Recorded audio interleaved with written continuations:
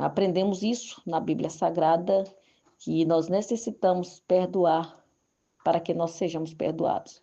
E para refletir sobre essa importância, né, uma importante reciprocidade, escolha uma pessoa de seu ciclo íntimo que você já teve de perdoar e para quem você também teve de pedir perdão. E você precisa descrever essa situação enquanto reflete sobre como o perdão nas duas vias foi necessário para que o relacionamento prosperasse. Então, escreve aí, né? Pare um pouquinho, invista esse tempo em escrever para que você venha assim estar pensando sobre isso e a importância disso, tá bom? O perdão é sinal de maturidade. Você provavelmente conhece a história de José, que é narrada, onde nós vamos ler a partir do capítulo 40 do livro de Gênesis. Essa é uma dos personagens mais interessantes da Bíblia, né? Ele era filho de Jacó e Raquel, a esposa por quem Jacó trabalhou durante aí 14 anos, e desde cedo ele mostrava sinais de que queria, que teria um futuro grandioso, mas José ele não era lá muito popular entre seus irmãos, como nós conhecemos também essa história.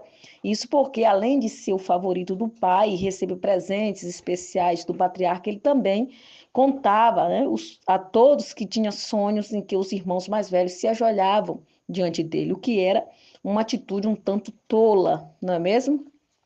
Movido por inveja, como nós também conhecemos, os irmãos o vendem como escravo e contam ao pai que José morreu. E a partir desse momento, a vida de José se transforma numa verdadeira jornada de herói. E ele vai para a casa de Potifar, um oficial do Egito. Tudo que José fazia prosperava e o rico egípcio não demora a promovê-lo a administrador de toda a sua propriedade. Mas a esposa de Potifar o assendeava, e quando José nega os avanços, ela mente e consegue aí jogar José na cadeia. E lá José vai permanecer por alguns anos, mas a Bíblia, ela relata que Deus estava com ele, que por isso o carcereiro o tratou com bondade, tornando aí José um tipo de é, encarregado na prisão. E nesse meio tempo, José também vai interpretar os sonhos, né, de ex-empregados do próprio faraó.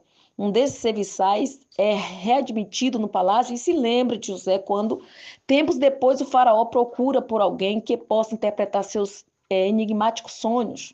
José interpreta corretamente os sonhos e o faraó, percebendo que ele tinha a bênção de Deus sobre a vida dele, decide promovê-lo a governador de todo o Egito. Já não é mais o garoto tolo que contava seus sonhos grandiosos aos seus irmãos, mas um homem testado aí pela vida de sucesso. Foi aí então um grande governador diligente, tendo percorrido todas as terras egípcias e preparado reservas de trigo num tempo de abundância. Há muito que podemos aprender aqui. José, ele tornou-se maduro, era íntegro, independentemente das circunstâncias, era disciplinado e nunca descumpriu o princípio da honra, respeitando todas as autoridades constituídas. Mas, contudo, eu quero chamar a atenção para o aspecto mais surpreendente da história, o perdão. Quando a fome assolou as terras de toda a região, os irmãos de José foram até o Egito buscar alimento. Sem o reconhecer, eles se curvaram diante do governador, do faraó, com o intento de comprar trigo, e assim o sonho se cumpriu. Mas José os reconheceu imediatamente. Se você tivesse no lugar de José, o que faria? Né? Se nós estivéssemos no lugar de José, qual seria as nossas atitudes? Aqueles que o venderam como escravo estão agora diante de você em posição de humildade, em uma situação vulnerável. Com uma ordem, você poderia expulsá-los para que voltassem à terra deles com as mãos abanando, mas um comando seu significaria uma sentença de morte para aqueles o que o feriram. José, contudo, optou por um caminho diferente. Depois de alguns encontros em que escondeu sua identidade, José finalmente revela a verdade a seus irmãos e afirma: não foram vocês que me mandaram para cá, mas sim o próprio Deus. Ele me tornou ministro do faraó e me fez administrador de todo o palácio do governador de todo o Egito. Emocionado, beija cada um deles e ordena que traga logo Jacó, seu pai, para perto de si. José não se ressente pelos infortúnios que teve de enfrentar. Ele vai encarar seu passado com paz, entendendo que só alcançar aquela posição de autoridade porque seus irmãos, muitos anos antes, o venderam como escravo. E isso não diminuiu ou desfez o erro daqueles que venderiam, que deveriam protegê-lo, mas José ele vai escolher olhar para o futuro, porque era governador do Egito, podia salvar a vida de seus irmãos, de seu pai. Nesse encontro emocionante, ele afirma: agora não se aflinja, nem se recrimine por terem me vendido para cá, pois foi para salvar vidas que Deus me enviou diante de vocês. Já houve 2 anos de fome na terra e nos próximos 5 anos não haverá cultivo nem colheita. Deus, porém, me enviou à frente de vocês para lhes preservar um remanescente nessa terra e para salvar-lhes a vida com grande livramento. Se não houvesse perdão imediato por parte de José, não haveria destino profético. Se não houvesse perdão, a continuidade da vida não seria possível. Como diz o ditador popular, a amargura é um veneno que bebemos e esperando que o outro morra. E aqui está mais um trecho desse livro. E assim nós nos respaldando através da palavra de Deus com a história deste ilustre homem chamado José, onde todos nós já conhecemos essa história e sabemos, né, o desfecho dela com muitos, né, contratempos e tantas outras coisas que às vezes nós, como leitores, nós ficamos um tanto angustiados, um tanto apreensivos e até fazendo certas reflexões, né, acerca se fosse nós no lugar de José, como nós iríamos reagir diante desse grande acontecimento, né? Quem sabe se fosse um de nós, nós queríamos reagir de forma um tanto diferente, agindo contra esses irmãos que o traíram, o venderam, mas José vai entender que tudo isso faz parte de um plano maior. José ele vai entender que tudo isso faz parte de uma história escrita pelo próprio Deus. E aqui, querido, eu aprendo algo interessante, aqui eu aprendo algo muito importante. Que em nossas vidas, nós às vezes passamos por certos deslizes, por certas situações que nós não compreendemos no momento, nós até reclamamos, nós questionamos, nós murmuramos muitas das vezes, mas nós não temos a consciência no meio da prova, no meio da luta, de que Deus, o próprio Deus, é o escritor das nossas histórias e que nós estamos simplesmente seguindo roteiros dessa história escrita pela mão de Deus. Até os momentos difíceis, de choro, de lágrima, momentos de poço, momento que nós passamos, queridos, como escravos, que nós entramos em prisões, tudo isso já estava escrito neste roteiro. E às vezes nós queremos sermos isentos disso, como filhos amados do Senhor. Nós logo questionamos a Deus por quê, né, de tanta prova, por que de tantas dificuldades. E é lindo a gente ver aqui o desfecho dessa história, entendendo de que termina dessa forma de exaltação, uma forma belíssima, né, de Deus exaltar alguém, mas o que a gente não entende é que no meio deste percurso, no meio dessa história, algo acontece, né, que talvez José poderia ficar revoltado com a situação e brigar com o próprio Deus, né, o porquê de tanto sofrimento, mas ele no final vai agradecer a Deus, entender que tudo isso foi o meio que Deus encontra para poder levar ele até ali e salvar vidas. Então, o que você deve parar hoje, o que nós devemos parar para fazer essa reflexão é que existem momentos, existem tempos que Deus vai nos transicionar e no meio deste caminho que ele vai ter vários desencontros, vai ter vários percalços e tantas outras coisas vão acontecer em nossas vidas que nós, no momento, não vamos entender, mas mais tarde nós iremos compreender e saber a importância disso e como Deus está trabalhando e trabalhou através das nossas dores, dos nossos lutos, das nossas perdas, tá bom?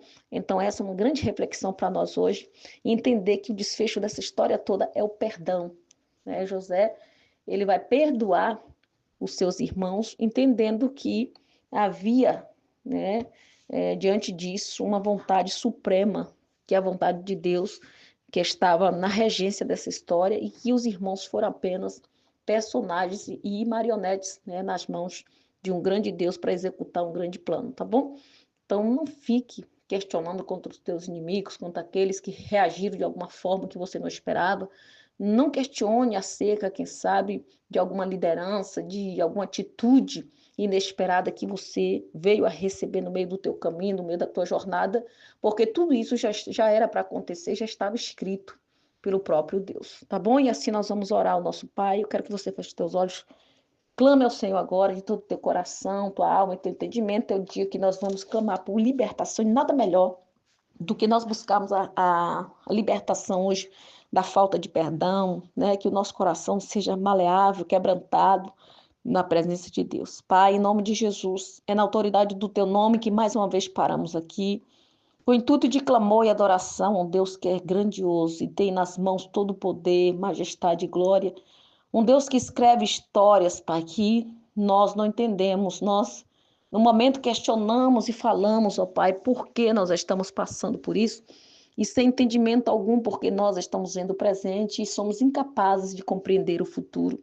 Mas o Senhor, Deus que vê todas as coisas e sabe, Senhor, o intuito de tudo isso, Pai, o porquê nós estamos passando e para quê. Então, amado Deus, que aqui vida comigo, que estão orando agora, pessoas que estão aqui clamando, possa entender este momento, Senhor, não questionar, não murmurar, não relutar contra o Senhor, não falar mal do Senhor, não falar mal de pessoas, Pai, não endurecer o coração para não liberar perdão, porque essas pessoas são apenas para instrumentos para levar esta vida onde já tem um destino traçado, profético para que ela chegue. Então, amado Jesus, que nós venhamos a compreender isso, e nós não viemos, ó Pai, a nos lamentar e apontar uns e outros e terceirizar as nossas dores, nosso sofrimento para alguém, mas entender, Senhor, que tudo isso acontecera, tudo isso, Pai, veio a existir porque nós temos um propósito a cumprir. E o Senhor tem usado pessoas, o Senhor tem usado tempo, o Senhor tem usado, Senhor, de várias multiformas para poder nos fazer, Senhor, chegar e trilhar o caminho que o Senhor já tem reservado para cada um de nós. Então, toma nas tuas mãos agora e vai repreendendo agora, Senhor, que nós não aceitamos são as investidas do inimigo, são as investidas de Satanás, que às vezes tenta nos atrasar, tenta, Senhor Jesus, colocar tropeços em nossos caminhos e não nos deixa chegar, Senhor. Mas até isso também o Senhor diz que tudo coopera para o bem daqueles que amam a Ti. Até as investidas do diabo, até, Senhor, os contratempos, as pedras, os espinhos, isso tudo vai trazer cooperação para o bem, Senhor, daqueles que Te amam. Então, se nós Te amamos, se o Senhor é conosco, eu sei que nada está saindo do roteiro dessa história. Eu sei que nada está saindo, Senhor, do controle das mãos do grande Deus, do grande Eu Sou. Então é o Senhor que está sobre nós. Nós estamos debaixo de supervisão. Nós não somos um povo qualquer enjeitado, jogado, desprezado para morrer no deserto. Mas o Senhor cuida de nós em cada detalhe, em mínimos detalhes. O Senhor cuida de cada uma dessas vidas. Então, Pai, toma nas tuas mãos agora este homem que comigo está orando. Esta mulher que parou aqui, Senhor, não por acaso, mas porque precisava ouvir essa mensagem. Deus, toma ela agora nas tuas mãos, fortalece o coração, fortalece a mente, sensibilize o coração para poder ouvir a tua voz e, Senhor, ter um grau de intimidade gigantesco diante dos céus. Então, Jesus, toma agora nas tuas mãos e eu libero uma bênção agora sobre eles. Eu libero uma bênção sobre a casa, sobre os filhos, sobre os negócios. Eu libero, Senhor. Jesus, amado, uma palavra, Pai, sobre eles. Que aquele que está debaixo desta palavra não erra caminho. Pai, vai chegar no destino certo, porque o Senhor já determinou um destino seguro. Então, amado Jesus, que assim seja feito para a glória do teu nome e que as algemas, Pai, que os cadeados, os cárceres se abram no momento que nós clamamos e que haja uma grande libertação nessa casa e que haja júbilo, Senhor, de vitória e salvação. Assim, eu abençoo a todos em nome do Pai, do Filho e do Espírito Santo, que o Senhor possa abençoar e guardar, livrando de todo mal, de todo perigo. Fiquem todos na graça e paz do Senhor Jesus. Se permitir o Senhor, amanhã estaremos aqui de volta, num grande horário do clamor do meio-dia, cheiro gostoso, carinhoso e bem apertado no teu coração.